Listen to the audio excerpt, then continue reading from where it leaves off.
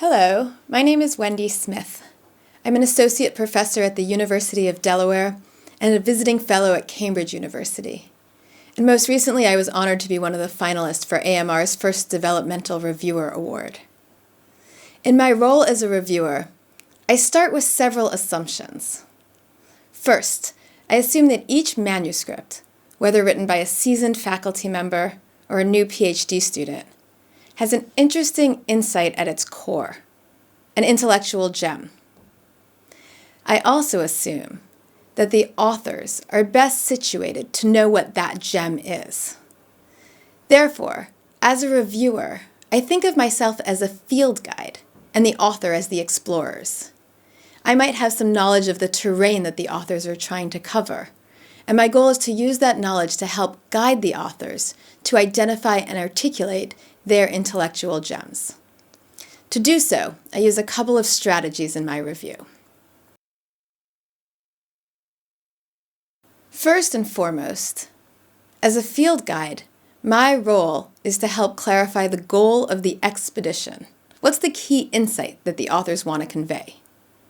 So the first thing I do after reading a paper is to challenge myself to rephrase the main arguments of the paper in my own words. I usually write this summary right at the top of my reviews. Doing so helps me to better understand what I think the authors are trying to say, where their argument is clear, and where it isn't. Doing so, I think, can also help the authors. When the authors read a thoughtful summary of their argument in their review, I believe it can help them recognize, first, that I'm working to help understand and provide support to their paper.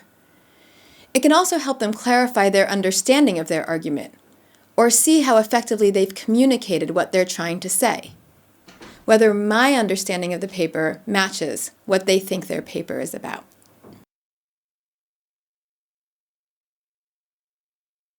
Second, as a field guide, I see my role as helping the authors navigate the terrain they're trying to cross in their expedition, the structure of the paper, the literature, the arguments.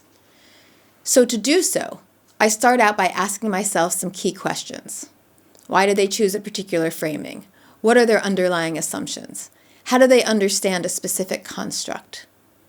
When I find that I can't answer these questions myself after reading the paper, I then pose these as questions to the authors in the written review. Posing it as a question is key, as a question can invite the authors into conversation rather than telling them what to do. Questions also help reinforce my role as the field guide, to support and encourage their performance in the paper rather than to judge it, and their role as the expert, to make their own decisions about how to take their paper forward.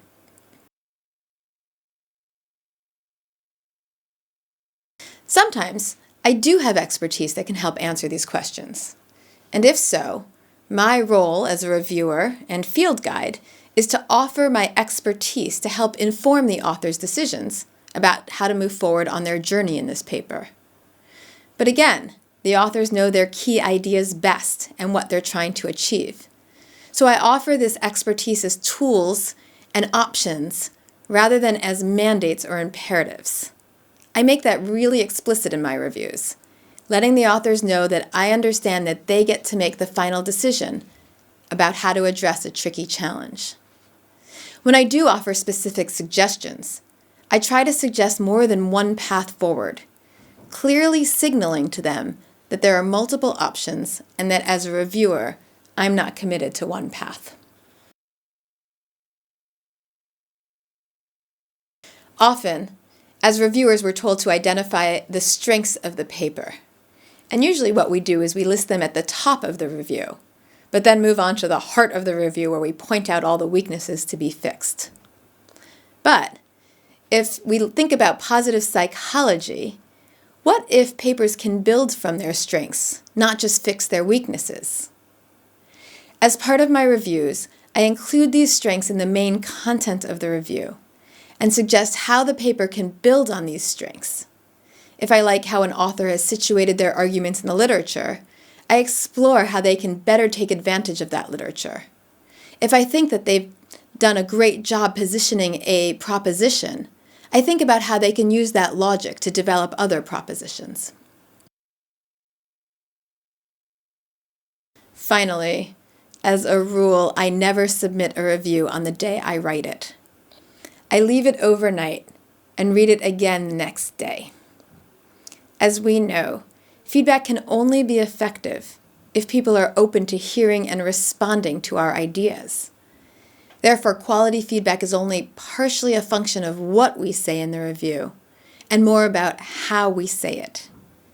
By putting the review aside for a night, I can stop thinking about the paper as abstract ideas with a focus on what I want to say, and start thinking about the authors as human beings and focus on how I can best communicate the ideas.